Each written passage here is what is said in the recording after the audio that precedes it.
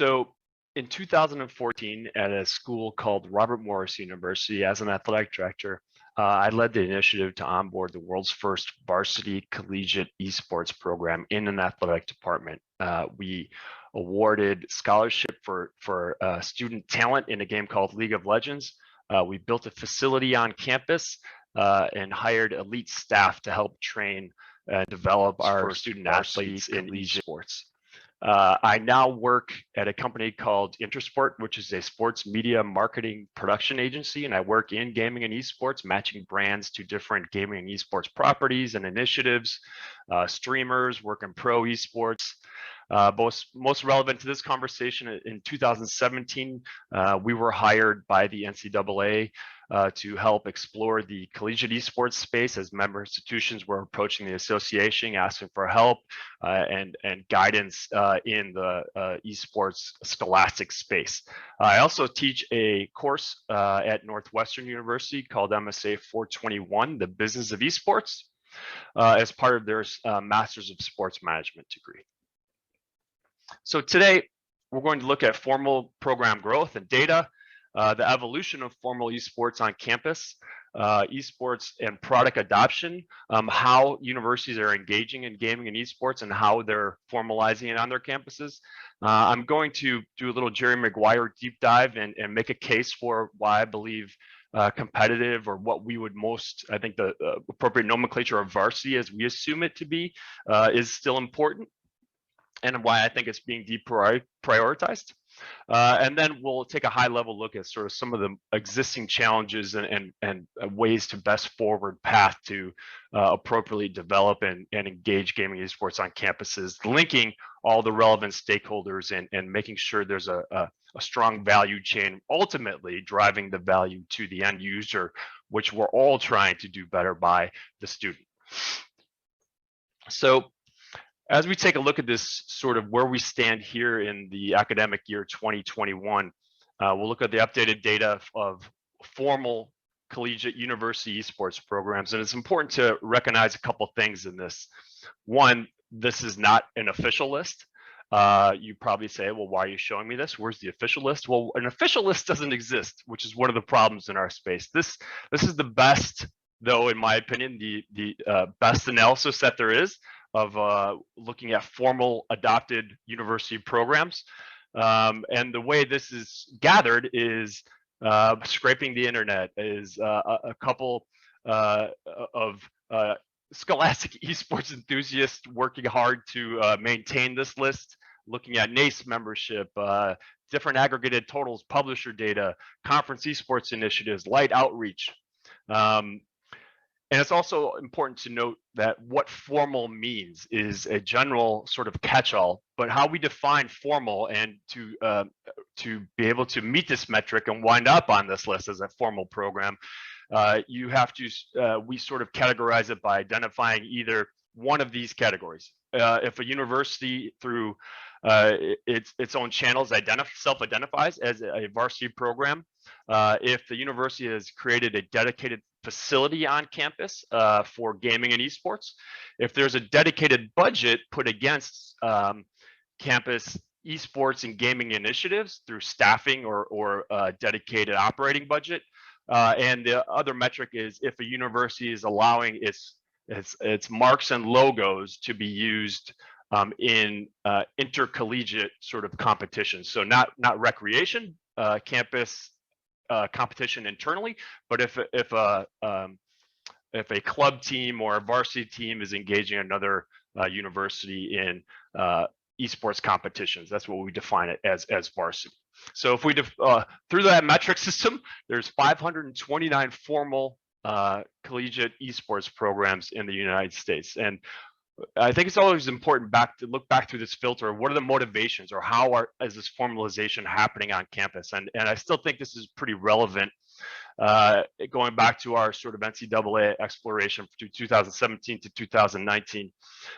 Generally, this formal process has not come from a bottom down of student clubs and support and recognizing that and onboarding. It's generally come from a high level administrator coming to some recognition or some sort of enlightenment of how esports or gaming can enhance campus and their university.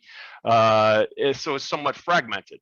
They come to an understanding of the education, of the potential esports can play for their campus. So whether that means creating a dedicated space, or it means elevating some club programs, that is generally how that formalization process starts. And it's also, I think, important to look at the motivations are generally aligned across divisions of NCAA and NAI, and yet there's just rearranged depending upon that sort of archetype of Division 1, 2, and 3. High marks are engagement, retention, enrollment, what that can mean for student engagement on campus and through clubs, cross-pollination of communities and cultures, and then also there's interdisciplinary reasons, right? Enrollments and demographics. So it's always good to sort of look back of like, why is this happening and how is it sort of being onboarded? And as we look a little deeper dive, we break down the program adoption by affiliation, and we see some of the growth levels, right? And it's also important to note that sort of the affiliation, NCAA 1, 2, 3, NAI generally can determine or looks at how large a campus is, sometimes student enrollment. It's also worth noting, I think here, as we look of the formal program department, where it's being onboarded at, and we see some disparity between athletics, student services, and academic units. Student services being on board, prioritize student engagement, but generally it's limits in its funding opportunities and player commitments to teams. When it gets onboarded in an academic department, generally there's sort of a student demographic, gaming sort of STEMmy sort of recruitment prioritization and focus. And when it's in athletics, it's generally is, hey, this feels like a sport and looks like a sport. We already do recruiting, compliance, sport leadership, training, and it gets onboarded in that fashion. But each school is different, and where the program lands generally helps in some ways define what it is. In the same way that each of those sort of silos have strengths, student services know how to handle large events and how to manage student life, but generally fall short in a lot of the compliance. They don't deal with compliance. They don't deal with recruitment. Academic units certainly make sense looking for student outcomes and education and providing best in class efforts around academics, but generally don't have a whole lot of functionality in managing compliance or managing sports information, whereas athletics probably best in class in some of those factors, but don't really do or know how to engage community or how to build and support large swaths of gaming. As we know, it's across not just 2 titles. There's many different titles that students engage with. But that is part of, I think, what the beauty is of gaming and esports, that it is so broad and can play a role across so many different elements on a campus. Yet, as we look at this, though, especially the trend from 20 to 21, there were less sort of what we would identify as varsity, so of scholarship for talent, that elite level coaching and development this year than in previous years. So there were 0 in NCAA in athletics. They were all added in to student services. So 40% were onboarded of this total in student services, and which more or less identifies it as generally an elevated club, unless there is a really strong voice stakeholder that is able to sort of carve out these broad sort of support structures for across siloed institutions, student services, academics, athletics.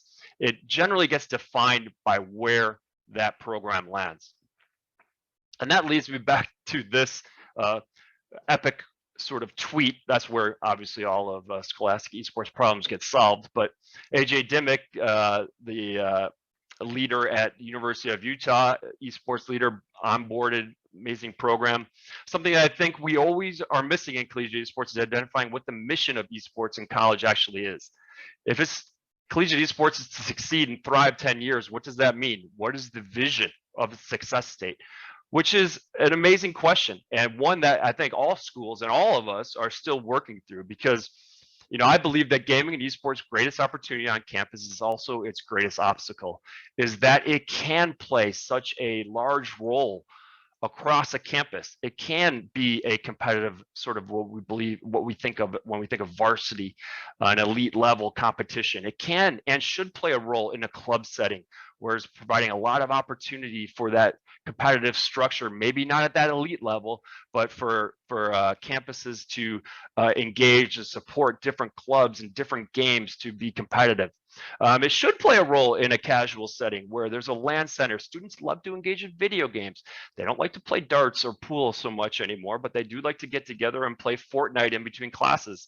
And it can play, and we're seeing this at a rapid adoption rate of curricular elements. I teach a course that is sort of educating the business side of esports, and sports management students coming from Northwestern will understand that segment of the industry as it grows. And also providing career connectors to esports programs, competitive club that are intersecting with industry and providing opportunity to those students.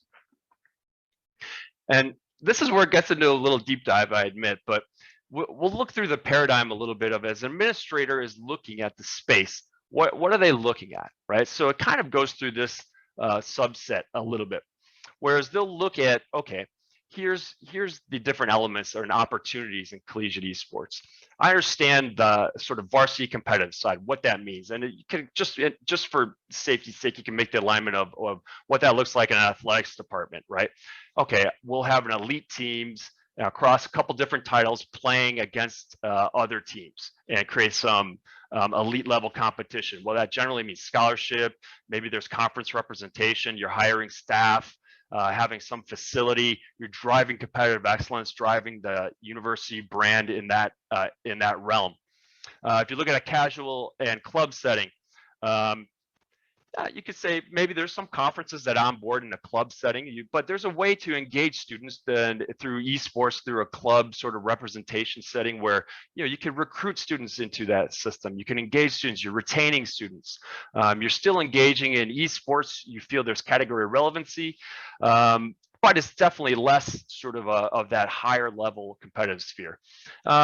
Universities are recognizing the curricular and career elements tied to what gaming and esports is. The industry is growing at a double-digit percentage year-on-year pace, year-over-year. So universities are coming to slowly understand that they need to service that industry to prepare professionals for growth where they're passionate about to go apply all of their 4 years of learning to that industry.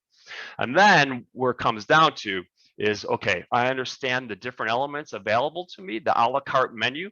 Let me put it through this cost evaluation measurement. Well, does a scholarship, does staffing, does this elite facility, does that really make sense for us financially? I understand the gaming growth, I understand what it can mean, but I think what probably plays a better role for us would be to sort of limit the competitive side, but move our representation of competitive into this club setting. We'll elevate it, less expense, less investment, much easier for us to manage.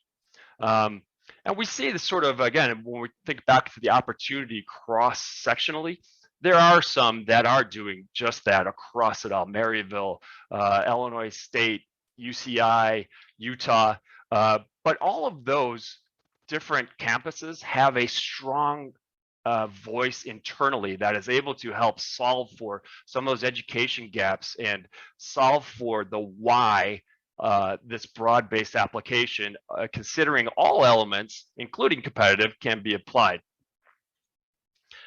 So here we look at like sort of behavioral economics and adoption, where we as an industry, I think, we're talking about the value, right? We're engaging campus stakeholders, right? Yeah, it's this demographic, it's the engagement, retention, enrollment, this community support.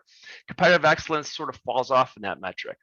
Administrative perspective, yes, video game is still a little bit of version. Is it lazy? Is it violent? Our university brand associating with that? There's a stereotype still.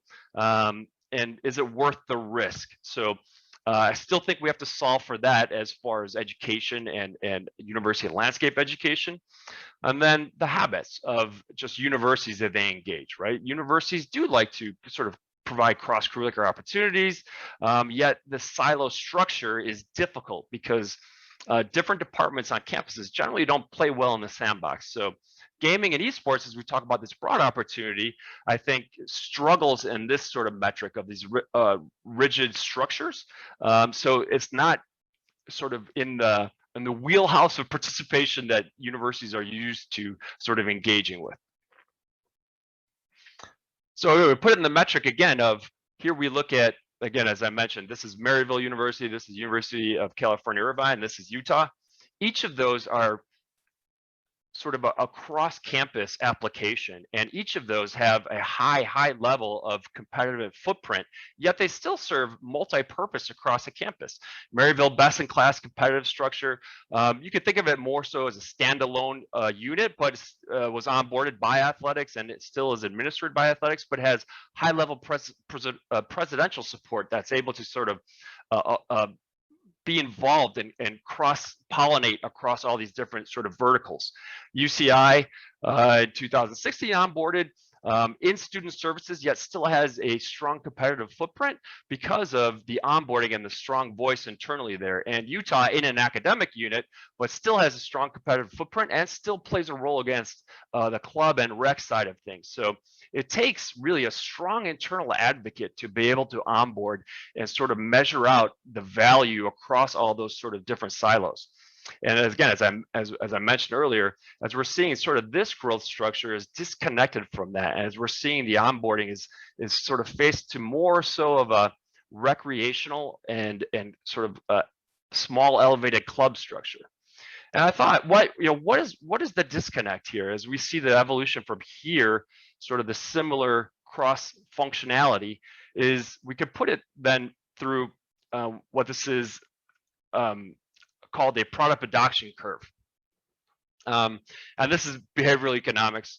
So the product adoption curve is a visual representation of the way different organizations, here I'm suggesting university gaming and esports as a product, behave when they adopt new products, generally tech products. And the product adoption curve is broken down into sort of 5 different phases. Innovators, early adopters, early majority, late majority, and laggards. And within here is what they call is crossing the chasm. And this theory suggests that the early majority, those that have onboarded in this fashion, generally early on adopts and it has success. And then the adoption curve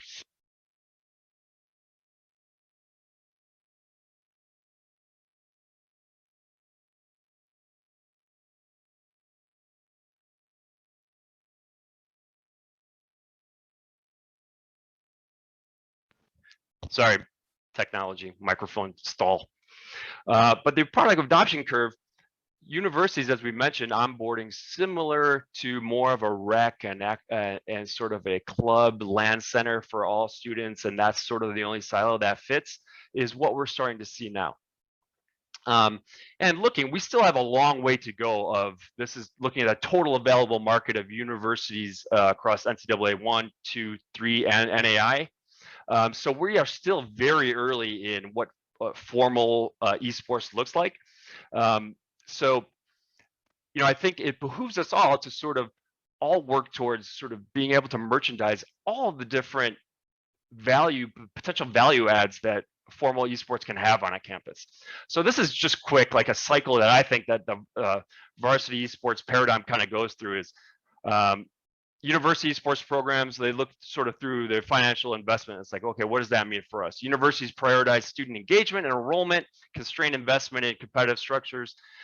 What comes out of that is like a poor product quality, minimal talent development, limited formal structures, gaming, catch-all, just a land center. less appealing to endemic audiences, doesn't build audience. The school therefore doesn't support their marketing or promotion. And then come to limited brand affiliation support and push, and then it becomes back to here. Well, that's enough investment. We'll focus on sort of just this club casual world. So what this really becomes is esports is becoming more or less like a climbing wall. There was a time in the 2000s, 2010s and on where climbing walls were all the rage. That was all, look at our giant climbing wall. That's where the admissions tour would start, and you can engage in this climbing wall. Look what you can do if you come to our campus. Now campus tours are starting at LAN centers because they look amazing.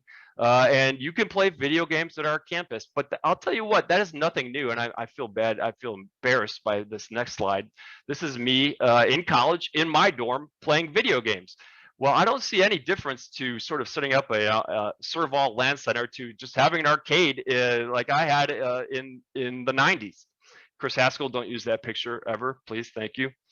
Because I think what that does is sell short one of the main value adds that I believed from the very beginning, why I added esports at Robert Morris University, was aligned to my athletic, how the value I derived from my athletic experience as a Division I soccer player. That I feel like all of these attributes can be delivered through esports, through competitive esports, and not just an elite varsity team, right? Supporting across a lot of different high-level club, but really recognizing and supporting the esports rather than just video game playing narrative and what it can provide in soft skills and in student development. It's such an important time of a student's career, these 4 years of maturation. And I think all of these things can be delivered through esports, through a varsity elevated, true, carved out support structure. And we know this because we can look at a sort of a narrative of NCAA student athlete outcomes, right? And it doesn't have to be NCAA, right? We can sort of just substitute like what varsity means in esports to athlete outcomes, right? To esport athlete outcomes. Those that engage in those kind of elevated sort of competitive structures are more likely to be living in purpose compared to non-athletes. 39% are gain academic careers and advanced degrees. 55% are more likely to hold leadership positions in the community or in industry, and 28% are more likely to have donated back to their alma mater, which I know universities for sure love. So to help, again, bridge the gap, I think it takes all of us, and I do believe that esports and gaming play a role holistically across all of these different sort of important silos on campus. But I think we just need to do a better job to create the narrative around what competitive means and how it can look in the lens and what it delivers to student value and for the benefits from the university as well. And that innovation needs to come from the university side. So as we look at existing challenges of our space, I think it boils down to like discovery, fragmentation, and standards. And to look at that, I think these next two slides will do a good job of sort of outlining that. This is what it looks like, the sort of the university landscape in like 2016, 17. Different initiatives of publishers, competition leagues and platforms, conferences, different governing bodies and associations.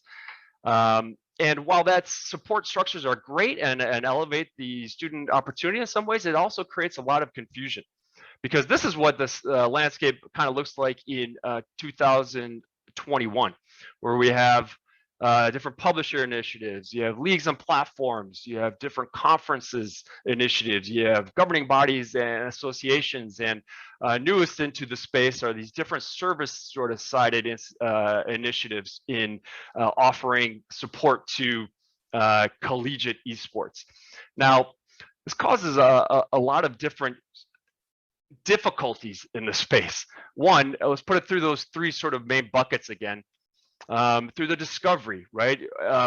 As administrators are trying to look into the space and say, hey, we want to engage with it. they have to start from zero. There's not one source of truth or one source of narrative to go to and say, like, how do we do this? What's the best way? Everyone has to go back and talk to those in this space. There's no single source for that information. How do you fund? What is staffing? What is the process of onboarding? And then that is sometimes, I think, how there becomes this siloed onboarding, because there isn't a recognition of the broad application that can happen. That fragmented landscape, there are, on that last slide, there are a couple predatory actors in this space, right? There isn't a whole lot of university oversight. So what are we doing with student data? What are the ways to best onboard it and make sure universities have a voice? There's weak advocacy in this fragmentation for universities and ultimately student values and making sure they're having strong outcomes. And also, again, I think we limit the value proposition of gaming esports when we just sort of look at it through one sort of lens and one sort of onboarding eventuality. And also, there's just no standards, and you see this play out across Twitter, those that are tight to the community. You know, what are the right ways to go about this as far as recruiting? What are the best ways for student outcomes? How long should a season be? Should student athletes be able to play in university esports for 7 years? What are the best funding strategies? What are the best ways to engage universities to find a way to mitigate expense? And what should program features ultimately look like? So,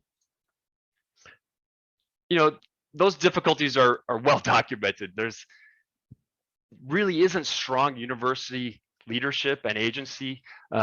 If you think about university presidents, you know, they are trying to work across a vast array of different stakeholders, whether they're building biology, buildings, dealing with boosters, meeting with deans, making sure they're providing value to the students. But there is no narrative too of data of what sort of collegiate esports intersecting with universities. Who are these students coming in? What are their outcomes? All of this data is siloed in universities themselves because there is no cross-share mechanism. There is no way to collect it all. And university presidents like to make decisions based on data. So I think we're creating a self-dooming prophecy by not being able to sort of provide that narrative and create more support. So that data, narrative, resources, and community is the way together that we all have to kind of try to figure out a way to collect all that or cohesively create a message, to align standards and share best practices across a wide variety of campus stakeholders through data and through academic leadership. And that is the key thing. You know, universities and higher education are really unique in this sense that it is really driven by presidential leadership and direction. And we need university agency in this space related to diversity and inclusion in esports, related to best practices, related to student outcomes, so that we're able to deliver those true outcomes for universities and through student engagement. Because at the core, at the very end, we have across the stakeholder sort of spectrum, publishers and IP holders, right? They see value in Scholastic Esports. They know that university branding is very powerful. They see the stickiness of their titles in a sport culture, and knows it provides a little bit of legitimacy for their title as a true sport, and engaging sort of that student through their life cycle. Universities are starting to recognize that this is an attractive student demographic. Gaming and esports can play a role if onboard appropriately in engagement, retention, enrollment. It is the future of competition. There's no denying that, and the data has backed that up. It can and should play a role in student impact, diversity, and inclusion, and fulfilling university's mission to help the broader gaming and esports industry. I believe Scholastic plays a big role in that. Again, and universities are there to ultimately drive value and prepare students and provide value to their time at a university and prepare them for the next phase of their life.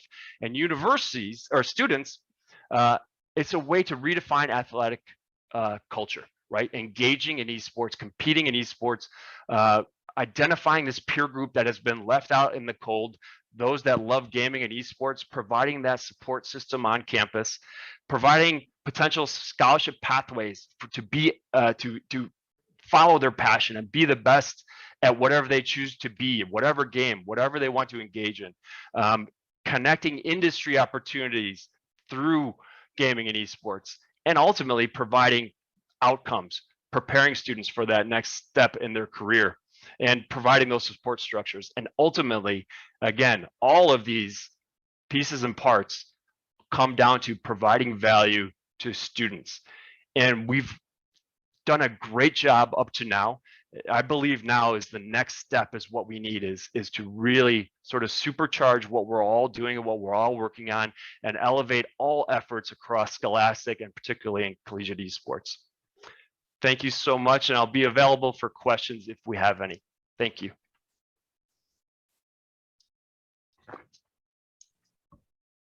Great, thank you so much. That was a lot of great information. I'm a big data nerd, so any kind of information that people can compile is really good. And so based on that, and you were saying that, you know, people like to make decisions on data. Laura asked, is there a place that one can access this information? Like, is it available to the public or a hub that people can visit to get data being collected? Yeah, there really isn't a good sort of one depository for all that data. I would say there's NACE probably has the most sort of robust data set of formal programs, if they're upwards of like 200-ish. But the problem in our space is that there isn't one main sort of onboarding at a university level of what sort of formal varsity is or formal representation is. So if there's just a club team playing as in student services, there's no way to sort of gather those data sets of who those students are, what is that engagement and retention creating, are they having stronger outcomes, are they performing better academically. NACE does. If there's NACE sort of formal schools, there's ways to, and mechanisms to sort of collect some of that, but there's also schools that, you know, some choose not to participate in NACE, and there's some that just sort of wouldn't even qualify in a NACE setting as a varsity-ish sort of level. So that's some of the weaknesses in our space, is that it's in some ways it's being formalized, and there's still representation of sort of intercollegiate competition, but there isn't one sort of one source of truth to find all of this information. Yeah, it's you know, as a journalist, it's hard even for me to find a lot of coherent data and then continuity across the board. So hopefully, as there's a lot more conversation around this topic and the need for you know, uniformity when it comes to this stuff, that, you know, it will start to Right. to fix itself there. But yeah, I feel for you. You said the uniformity as well is also a difficulty, right? Because if we were able to get, let's say GPA, right, of like all juniors, the uniformity of application of what formal esports is on campus varies so much that we may be able to, let's say if we did have a magic wand and could get that data, well, that wouldn't measure much because it's being applied, or it's being sort of esports as sort of product, or that student involved in esports has so many variables across sort of all the different campuses. For sure. And just a note to those tuning in, if you do not see the chat box and you want to ask a question, just enter full screen and that chat box should appear for you. Keeping it going here, another great question. Knowing what you know about the landscape of collegiate esports, what would you tell yourself 10 years ago? Oh boy. You know, I guess I would have called for university leadership agency or involvement at a increased sort of clip in our space. You know, I think you know, before I started varsity sports at Robert Morris University in 2014, there were club settings all across the United States, and students just organizing themselves, either playing in the dorms or scraping together and finding a little space on campus to represent their school against another school. So I think as formalization began to happen and progress, it happened largely from some internal stakeholder that says, hey, I get this, like this can add value to our campus. But in some ways it was onboarded in just sort of like, okay, we'll have this LAN center, here you go. Then we could kind of check esports off of our box, and there aren't really any real strong support structures, whether that's in organization or in leadership. It's just sort of elevating their club system into a facility. But that's why I think we need university leadership, and for things to progress on the university side, it's a unique sort of culture and internal working subset of presidents and upper level C management of universities really have so much power and navigation strength in the university space. So I think them on sort of at a presidential level seeing value in, and we still have a long way to go to help help those in that level understand what it is, how to engage with, what the opportunities are. But I think we require that. I think our space would benefit from sort of further presidential involvement into this space, make sure that we are sort of fulfilling the mission of universities and ultimately, right, driving to like student value rather than sort of just let like commercial systems kind of take hold and like path out where it goes. Exactly. Well, thank you so much for your time, Kurt. That was incredibly informative. If anyone has questions for Kurt and didn't get to ask them, please use that networking button above and reach out, and we will see you on the next panel. Thanks so much. Thank you. Bye.